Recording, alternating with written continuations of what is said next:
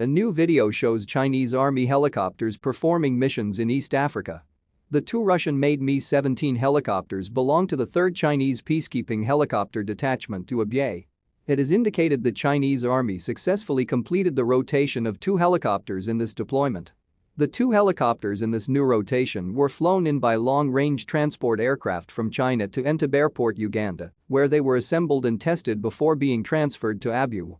Then they are handed to the peacekeeping Chinese Army unit. One of the helicopters appears to be the Mi-17V variant.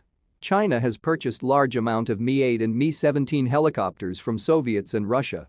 For decades they are the key members of Chinese Army Aviation Corporation. The Chinese Z-8, Z-18 and Z-20 helicopters are now taking over many roles the Mi-17s held, but the Mi-17 will serve in the Chinese Army for at least another 20 years. Thank you for watching. Please subscribe, click the bell icon